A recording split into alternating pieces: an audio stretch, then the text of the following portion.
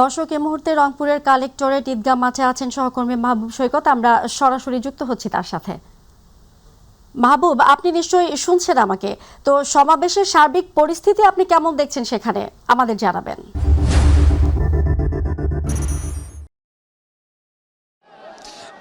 আসলে সমাবেশের যে মাঠ, রংপুর কালেক্টরেট মাঠ, এটিকে ঈদগাহ মাঠও বলা হয়, এটি কিন্তু ইতিমধ্যে পরিপূর্ণ হয়ে গেছে।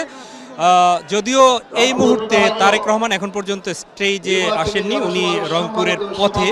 কারণ হচ্ছে উনি একদম বগুড়া থেকে রওনা করে শহীদ আবু সাঈদের কবর জিয়ারত করেছেন। এই মুহূর্তে মঞ্চে কিন্তু রয়েছেন বিএনপি মহাসচিব মির্জা ফখরুল ইসলাম আলমগীর। আমাদের দর্শক, আপনারা জানেন যে রংপুর অঞ্চলে 33টি সংসদীয় আসন রয়েছে এবং সেই 33টি সংসদীয় আসনের প্রার্থীরা কিন্তু এই মুহূর্তে মঞ্চে রয়েছেন। একে একে সেই প্রার্থীরা তারা বক্তব্য দিচ্ছেন এবং ধানের শীষের পক্ষে তারা ভোট চাচ্ছেন। আমাদের ক্যামেরায় হাসান বিশ্বাস কিন্তু দেখানোর চেষ্টা করছে যে মঞ্চে যারা রয়েছেন তারা বলছেন যে দীর্ঘদিন থেকে নাগরিকদের যে চাওয়া, নাগরিকদের যে অধিকার, সেই অধিকার কিন্তু বঞ্চিত ছিল উত্তরাঞ্চলের মানুষ।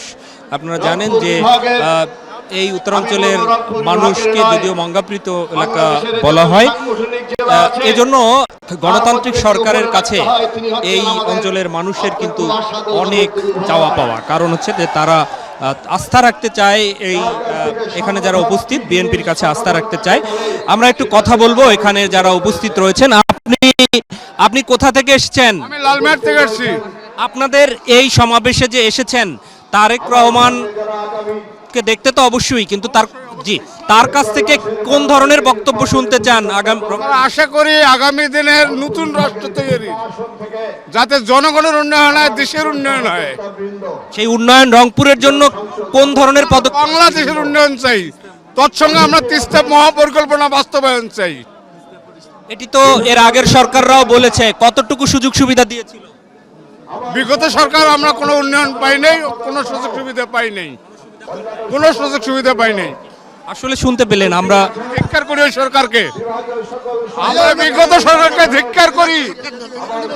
আপনারা আসলে দেখতে পাচ্ছেন আমরা একজন তোমার সাথে একটু কথা বলি আপু। আমরা আরেকজনের সাথে একটু যদি জায়গা দেন এখানটায় করে। আপনি কোথা থেকে এসেছেন? লালমনিরহাট থেকে। লালমনিরহাট থেকে। লালমনিরহাট। এখানের নারীদের জন্য আগামী সরকার কিংবা বিএনপি সরকারে আসলে আপনার কি চাওয়া,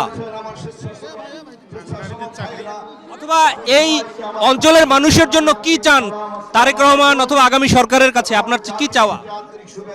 চাওয়া একটাই, তিস্তার যেন তিস্তা উন্নয়ন করে,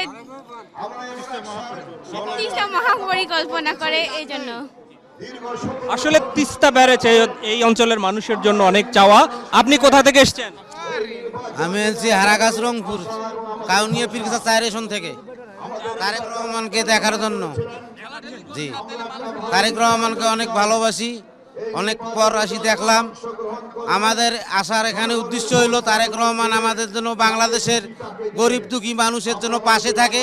তিস্তা পরিকল্পনা আমাদের রংপুরে এই আশাবাদী আমরা সবাই। অনেক লোকজন এখানে করি খাইতে পারবে, অনেক লোকজন কর্ম বেকার, এখানে রংপুর বিভাগে অনেক লোক বেকার আছে, অনেক লোক বেকার আছে রংপুর বিভাগে। আমরা শুধু চাই তিস্তা পরিকল্পনা।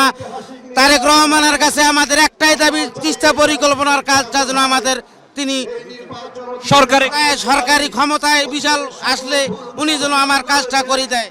আসলে এখানের রংপুরের যে মানুষ রয়েছেন তাদের প্রত্যেকের কিন্তু দাবিটা হচ্ছে তেমনি এখানে যারা। সুতরাং এই গণমানুষের যে অধিকার, জনমানুষের যে দাবি, সেই দাবি কিন্তু আসলে পূরণের জন্য এখানের যারা প্রার্থী হয়েছেন সেই প্রার্থীরা কিন্তু বলছেন। আপনারা দেখতে পাচ্ছেন যে এই কালেক্টরেট মাঠ কিন্তু ভরে গেছে অনেকক্ষণ আগেই, একে একে বসে গেছে। সুশৃঙ্খল একটি সমাবেশ হচ্ছে। হয়তো খুব কাছাকাছি সময়েই মঞ্চে তারেক রহমান আসবেন এবং তিনি এই অঞ্চলের মানুষের জন্য তার দল বিএনপি যদি রাষ্ট্র পরিচালনার দায়িত্বে আসেন তাহলে কি ধরনের পদক্ষেপ নেবেন তিনি হয়তো সেই সেটি তারা বলবেন।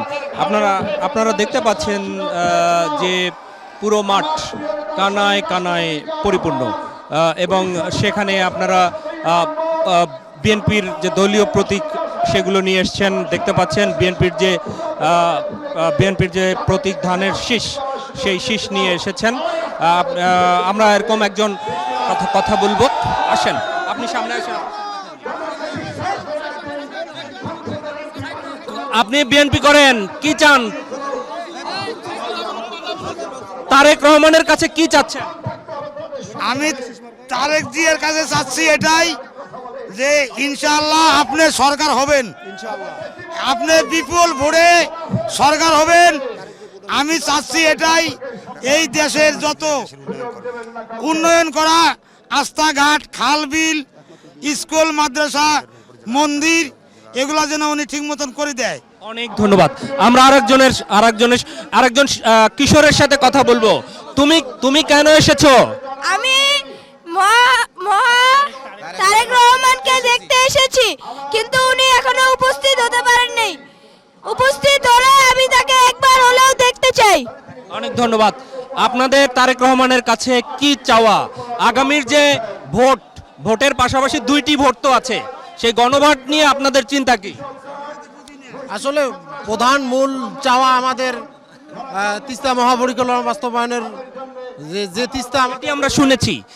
গণভোট নিয়ে আপনারা কি চিন্তা করছেন? আসলে এটা ভোট তো ব্যক্তিগত ব্যাপার। আসলে এটা গণভোটের বিষয় কি আপনি জানেন? না না না না, গণভোটটা ব্যক্তিগত ব্যাপার। এখন আমাদের দলীয় থেকে না কোনো দেয়া হয় নাই যে যেটা দিতে। হ্যাঁ কিংবা না, এই ভোট সম্পর্কে প্রচারণা চালাচ্ছেন আপনারা? না না না না না, এটা ভোট একটা গণতান্ত্রিক অধিকার, যে দিবে যে না দিবে। এটা আসলে আমাদের ওভাবে কোনো আসলে আমরা জানি যে বিএনপির পক্ষ থেকে কিন্তু ভোটের ব্যাপারেই বলা হচ্ছে, সেটি হয়তো অনেকে এখনো জানতে পারেননি, সেটি দল আসলে নিশ্চিত করেছেন। আপনারা দেখতে পাচ্ছেন যে এই গোটা সমাবেশ স্থল আমরা আবারও দেখাচ্ছি যে সমাবেশ স্থল কিন্তু পরিপূর্ণ।